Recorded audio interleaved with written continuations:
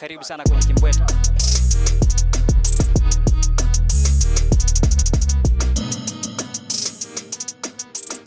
Hapa tuzungumze kidogo. Mambo vipi mtazamaji wa Sauti TV, karibu tena kwenye Kimbweta, na leo tumerudi ndani ya viunga vya nyumbani hapa Chuo Kikuu cha Mtakatifu Agustino cha Tanzania.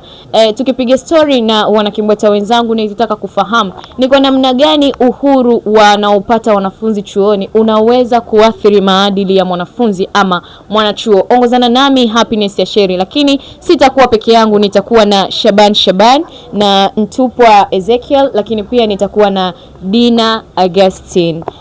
Nikianzia upande wako Dina Augustine, unaweza kutuambia ni kwa namna gani uhuru ambao mwanafunzi anaupata chuoni unaweza kuathiri maadili yake? Kutokana na uhuru ambao mwanachuo anakuwa nao, ukitofautisha na ile ambapo anakuwa na wazazi wake huko nyuma, anakuwa na uhuru wa kufanya chochote kile, aidha kiwe kibaya au kizuri. Hasa kutokana na maendeleo ya sayansi na teknolojia ambayo siku hizi tunatumia sisi sana vijana, ambapo kuna akili mnemba ambayo inatumika. Kwa hiyo mtu ana uwezo wa kutafuta kile chochote kile mtandaoni, afu akaja akasema kwamba nikifanya hivi labda huenda kuwa itanisaidia, au nifanye kitu gani ambacho kinaweza kikaleta maendeleo, lakini pia ni inaleta madhara makubwa sana katika ukuaji mzima wa maadili, hasa katika chuo chetu ambacho ukiangalia ni chuo cha kimaadili hapa Tanzania, ambapo ukizingatia kuna baadhi ya sheria zimewekwa kwa ajili ya mwanafunzi kuzifuata, aidha kuvaa vizuri, lakini pia kuheshimiana wenyewe kwa wenyewe, lakini pia kumheshimu hata yule ambaye anakuwa yupo juu yake, lakini pia yupo chini yake. Sasa kutokana na hicho, kwa malezi ambayo yapo hapa chuo, tuna malezi mazuri, lakini pia kutokana na uhuru ambao tunao sisi wanachuo wenyewe kama wenyewe, tunakuwa tunaathirika, au wanakuwa wengine wanaathirika kutokana na huo uhuru kuzidi kiwango, maana mtu anakuwa anaweza kufanya kile ambacho anakiona ni sahihi kwenye maisha yake yeye kama yeye binafsi. Asante sana. Sasa nirudi kwako Ntupo. Unafikiri uhuru ambao wanafunzi wanaopata chuoni unaweza kusababisha mtu kuporomoka kimaadili? I think so. Nadhani ni hivyo kwa sababu chuo, yani university tunavyozungumzia, ni mata ya open minded freedom, ambayo mwanafunzi akitoka kwenye wigo ambao amefungiwa kuanzia sekondari au shule ya msingi mpaka kafika katika hii level, open minded freedom ambayo unaipata chuoni inakuandaa kuyaishi maisha halisia ya nature yako wewe. Sababu kote uko limited. Darasani utaingia asubuhi mpaka jioni, walimu watakufuatilia uje sub number, tatoka advances, the same principles ambazo ziko applied kwa mwanafunzi wa O level na advance ni kidogo tu, kwa sababu kama advance watakutemu kama mtu mzima, hawatotumia hizi harsh condition nyingi. Ila unapofika sasa chuo, hata mzazi anakuwa, kwa wazazi ambao wanafuatilia sana, hatopenda hata uende hostel, kwa sababu anajua uelewa wa mwanae au namna gani mazingira tu ya mtaani yanaweza kama affect huyo binti au kijana. Hasa kwa vijana wengine wakiingia wakapata uhuru, tunaita uhuru wa manyanya. Kama alikuwa ana uwezo mdogo wa kuyatafakari maisha ya nani, anakuja kuwalimbukeni wa kila kitu wanachokikuta. Sasa hizi nilikuwa nabaniwa ndani, labda nyumbani nikirudi fursa nilioipata ya kwenda chuo, sasa hizi nikienda chuoni kule, kwa sababu nyumbani sifungiwi, nikitoka sasa nitarudi naenda disco, nitarudi saa 8 usiku, no one can harm me. Lakini baadaye unakuja kupata huo uhuru wako, ndio ni maisha yako halisia baada ya hapo. Kwa hiyo ukiutumia vizuri uhuru unaopata chuo, unaweza kuasili kwa namna mbili tofauti. Inakuwa unaweza kupata bad effect, negative effect na positive effect. Positive effect unaweza ukapata namna nzuri ya kumanage maisha yako baadaye, utacho unaopata katika kila level ya elimu. Na freedom ni kuna namna mzazi anakunyima uhuru fulani kwa ajili ya maintain, yani kukuzuia, anakunyima wigo fulani wa wewe kuyaishi maisha yale ambayo labda yanaweza kukuharibia future kama bado hujajielewa kwa namna anavyohisi yeye. Lakini kuna mwingine yuko advance, anaelewa kila kitu. When I do this, I can affect even my family member. When I do this, my future have been destroyed. Unaelewa? Kwa hiyo kuna mtu anatoka advance anafika chuo anaelewa kila kitu.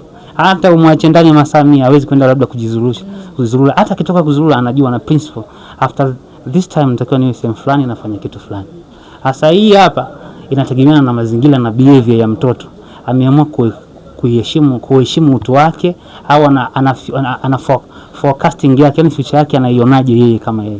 Hata kama ndo una mind yako ni ndogo fupi, haifiki mbali, You don't focus on what you are going to. Haujui familia ulikotokea, haujui nature ya familia yako, ya wazazi wako. Hata kama unaijua, lakini unaweza usijue wewe purpose yako ni nini. But I believe on the person. Kila mtu ana uniqueness yake, kila akiamua kuitafuta. A woman, kila mwanamke ana uniqueness yake. Kila mwanaume ana uniqueness yake. Sasa hizi uniqueness zinatofautiana mtu na mtu. Unielewa? Asante sana. Sasa nirudi kwako Shaban. Kwa upande wako wewe unafikiri ni kwamba marafiki wanaweza wakawa chanzo cha mtu kuathirika kimaadili ama kubadilika kitabia kwa namna moja ama namna nyingine? Yes, ipo hivyo. Kwa sababu moja kwa moja mwanafunzi au mtu anapofika chuo anakutana na watu tofauti tofauti kutoka sehemu tofauti tofauti. Na hao watu wapo wana tabia tofauti tofauti. Kwa hiyo hata kama ametoka huko nyuma shule ya msingi, sekondari, alikuwa na maadili bora, anapokutana kwa sababu huku chuo kuna watu wana tabia mbalimbali ambazo zimepelekewa kwa namna moja au nyingine. Kwa hiyo mtu anapofika huko anaona kama wenzangu wanaishi maisha haya na mimi nipo lazima kuishi maisha haya. Ila hichi kitu huwa kinatokea kwa mtu ambapo kama mtu anaweza kung'amua kipi kizuri na kipi kibaya.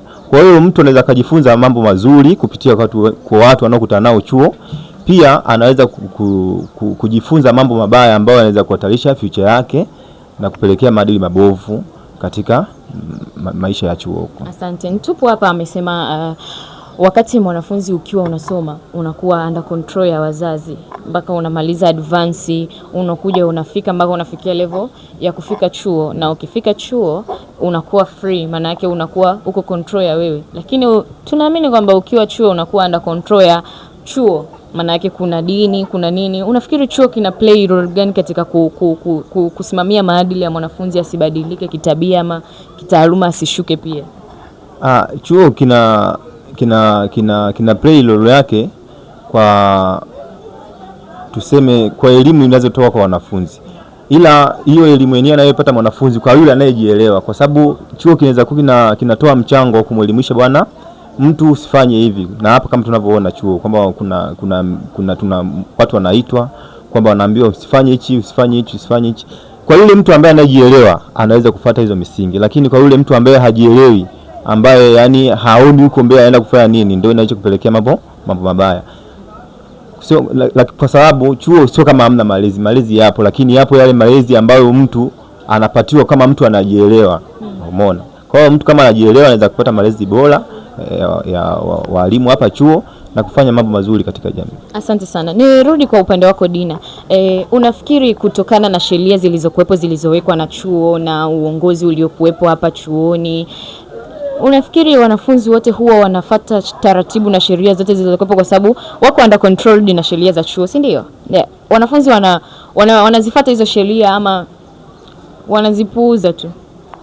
Kiukweli kwenye swala zima la kufuata sheria, niseme kwamba sheria, wanasema kwamba sheria zimewekwa ili zivunjwe. Maana hauwezi kila mmoja akazingatia sheria, si ndio?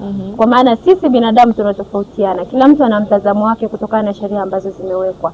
Kwa hiyo mimi ninapotazama sheria na wewe unapotazama au unavyoiona ni vitu viwili tofauti, kwa sababu mimi naweza nikaizingatia, lakini wewe hapo ukasema ngoja nisizingatie hiki, nifanye kitu fulani ambacho akili yako kwa muda huo, kwa sababu uko huru kufanya chochote unachojisikia, uko huru kufanya unachotaka wewe. Sasa kutokana na sheria ambazo zimewekwa, kwa upande wa uhuru ni sawa, lakini ukizingatia kwetu sisi vijana ambao sana sana tunasoma hapa chuoni au tunazidi kutafuta maisha hapo baadaye, kutokana na uhuru ambao upo, hizo sheria zipo, lakini pia utakuta mwanafunzi ameivunja kwa sababu hazingatii kile ambacho anaelekezwa. Anaona kama vile sio, ni upuuzi, au kama vile analimitiwa sana kufanya kitu fulani. Sasa hicho kitendo kinatufanya sisi vijana au sisi wanachuo kutokuwa na uhuru ambao unapelekea hata maadili kuvunjika kwetu sisi wenyewe kwa wenyewe, lakini pia vile vile mzazi anaona mtoto wangu yupo sehemu fulani, yupo sehemu sahihi, lakini pia kutokana na makundi ambayo sisi wenyewe tunaendekeza,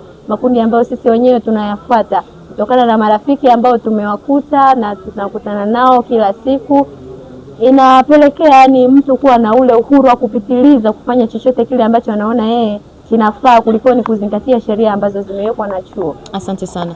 Nirudi kwa Kontupo. Unafikiri ama wewe una maoni gani kwa wanafunzi wale ambao wanatumia muda wao wa ziada vibaya, ama ule uhuru ambao wanaupata wanautumia vibaya?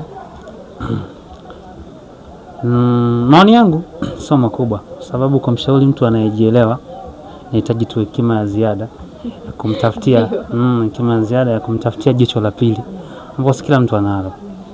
To have a second high, it self determination. Self determination inakujaje?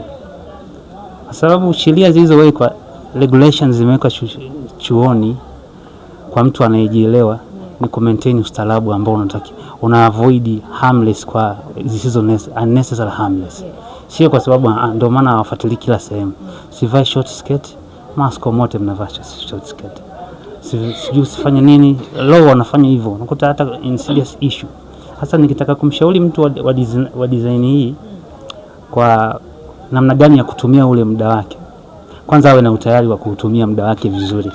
Sababu kumshauri mtu anaweza akasikiliza ushauri lakini hana utayari wa kuanza kufanya hicho nilichomshauri. Kwa ukiwa na utayari kutumia muda wako, obviously nikwambie tu, ukiwa katika elimu hii ya ngazi za juu, tunasema elimu ya ngazi za juu, as days, yani kwa kadri ya mwaka unaopita kwenye masomo yako huwa hujirudi, na ndio hiyo level haijirudi tena. Kwa ukisema hii, yani unaweza kukumbuka umefika mwaka wa mwisho, na ndio kuna wale ambao wanafika mwaka wa mwisho na sasa nijiwekeze nitafute mtaji, biashara ya kutosha, ametumia muda vibaya. Huo ni ushauri pia. Kwa unaweza ukatumia muda wako ukifika tu mwaka wa kwanza, kuna akili kidogo, kana wenye akili kubwa, uelewe cha kufanya, omba ushauri kwa wazazi. Umeelewa? Ndio hapo namna ya kutumia utilization of the time you have for that period ambayo unaishi chuoni. Kwa ukiweza kutumia muda wako vizuri, unaweza kujikuta unaondoka unajua nitaanzia wapi. Sio utoke hapa uende ukakae sebeni kwa mamako, mwaka wa mwisho unaangalia TV afu juu cha kufanya na una cheti ndani. Umeelewa? Nadhani hivyo. Sogea sana. Asante sana. Na kufikia hapa, mtazamaji wa Sauti TV, tumemaliza kipengele chetu cha kwanza cha kipindi cha Kimbweta, na sasa tunaingia kwenye kipengele cha pili ambacho ni The Challenge.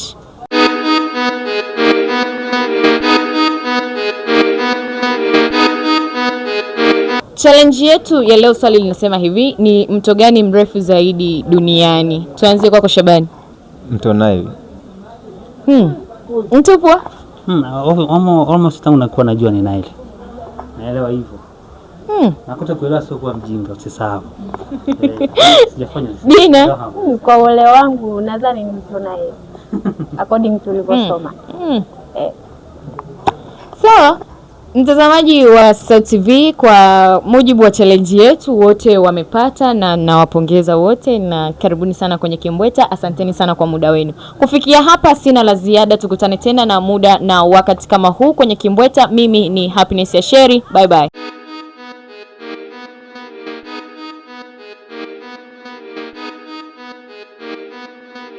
The young producer Nyamwenga.